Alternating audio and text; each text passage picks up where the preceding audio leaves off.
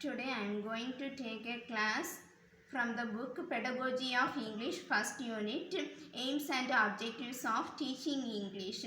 From this unit I am going to discussing about some of the important topics such as history of teaching English in India, importance of teaching English in India, 4 important aims of teaching English in schools, objectives of teaching English as a second language, general principles of teaching English, and psychological principles of teaching English as a second language.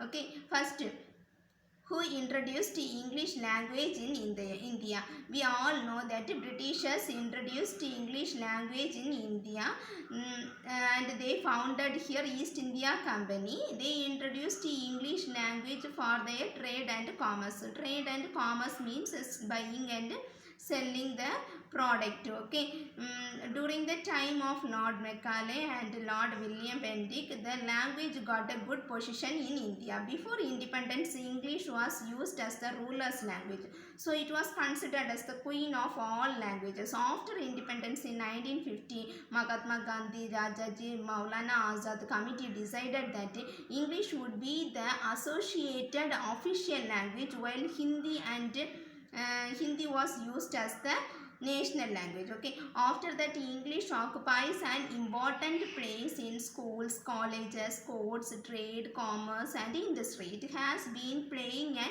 great role in our educational system and in our national life. It is still a ling and library language in India.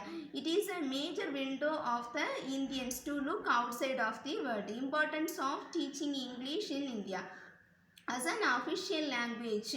Okay, in 1963 the Parliament Act announced that English as an official language, so all the administrative works are done only in English as a language of the courts. There is no other suitable language for legal interaction in Supreme Court, High Court and District Court. Okay, so all the cases are presented and judgments are held only in English. Okay, as a language of international trade and industry, English dominate in the field of trade and industry in India, because mostly maintenance of accounts, auditing, correspondence are done only in English language.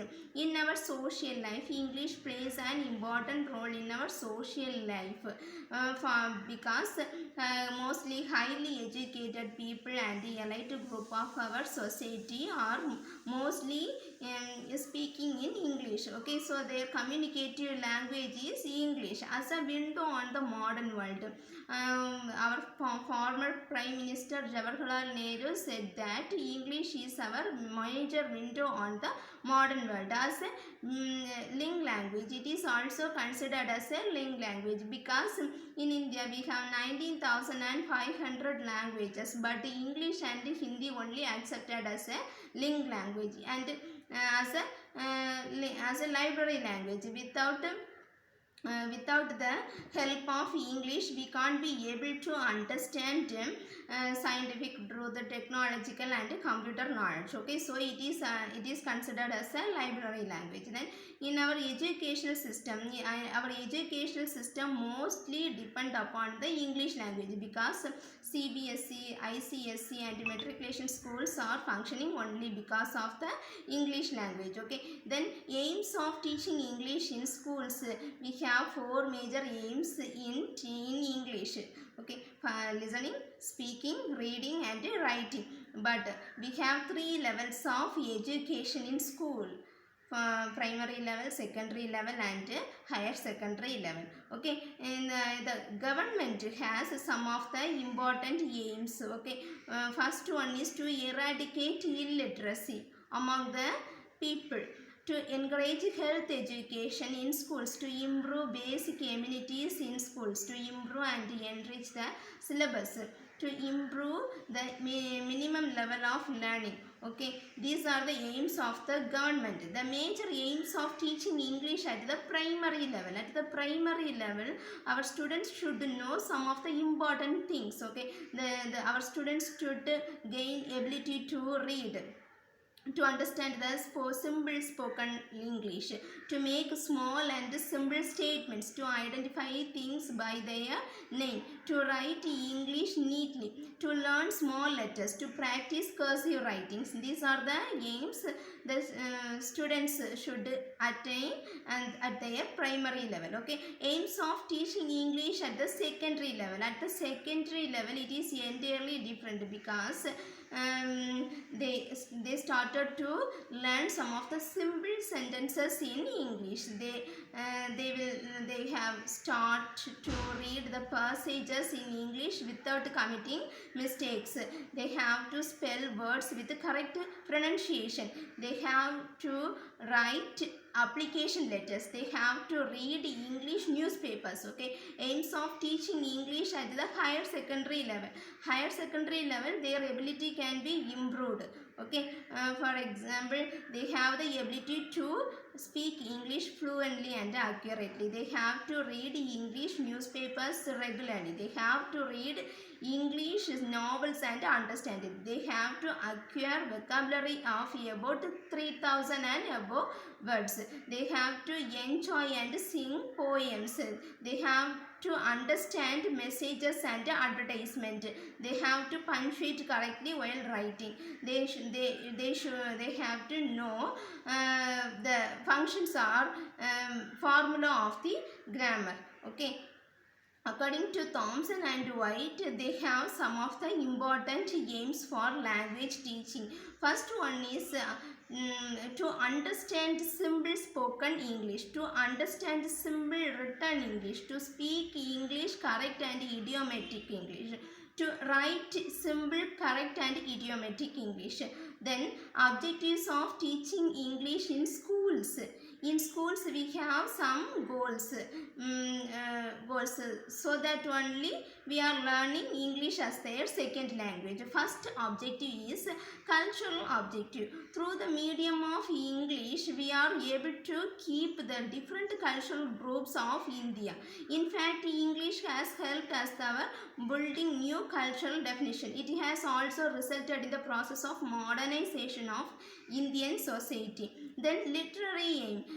No literary aim or objective can be complete without the works of Shakespeare, Milton, Wordsworth and Dickens, Thomas Cordy and other important novelists. Okay, medicines, technology, economics, engineering, mathematics, geography, science, politics and all the other subjects are studied in English at the advanced level. Good books are mostly available only in English. Moreover, 60% of the world's technical journals, newspapers, periodicals, etc. are published only in English. Okay, then in linguistic objectives. Linguistic objective means language objectives. Here language objective views the text as a tool. Okay, then utilitarian objective. Utilitarian objective means usefulness of the objective. Here it is this English helps as the personal growth of the students. Okay, then literary objectives. Literary objective makes the students to become a literary person. Then general principles of teaching English as a second language. First one is basic sentence. The teacher should teach the students the basic simple sentences that makes the students to become a mastery in their language.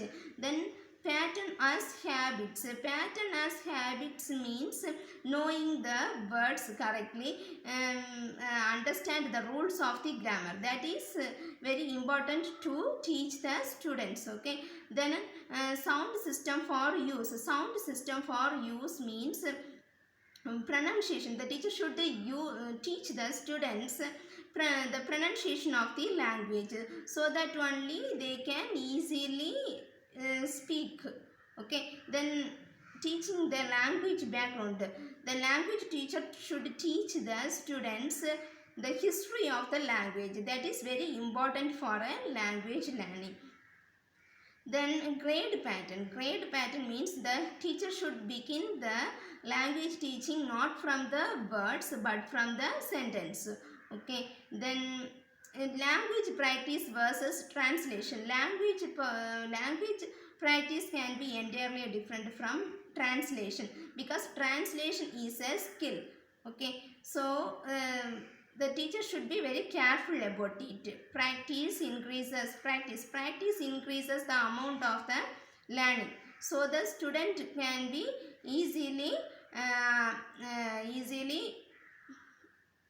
popular in a skill. Okay, then immediate reinforcement means positive reinforcement or negative reinforcement. The teacher should guide the students whether it is correct or incorrect. Should give positive reinforcement to the students. Okay, then psychological principles of teaching English as a second language. Psychological. First, what is psychology? Here, psychology means, the word psychology can be derived from the Latin root word psycho and logi. Psycho means soul, logi means study. So psychology means study of the soul. Here psychology means study of human behavior. Okay, first one, the teacher should give importance to the psychological principles also while teaching a concept. Okay, first, what is the first principle? Individual difference. The teacher should concentrate the individual difference, because if we take a class, we can see variety of students. Some students are low in their learning, some students are very active, some students are very active in their co-curricular activities and sports. Okay, so the teacher should give importance to the individual difference. Then learning readiness. Then the teacher should check whether the students are mentally and physically ready to learn a new concept. Okay, then memory span means a short term memory.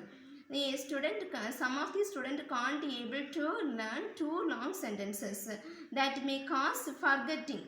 Okay, so the teacher should make the students to learn a simple concept. Then motivation increases learning. Okay, so the teacher should motivate their students to learn a concept. Then total experience can be gained only through listening, speaking, reading and writing activities. Learning by imitation, we all know that from the childhood all are imitating others. That's our learning. So the teacher should be role model to the students. Then immediate reinforcement.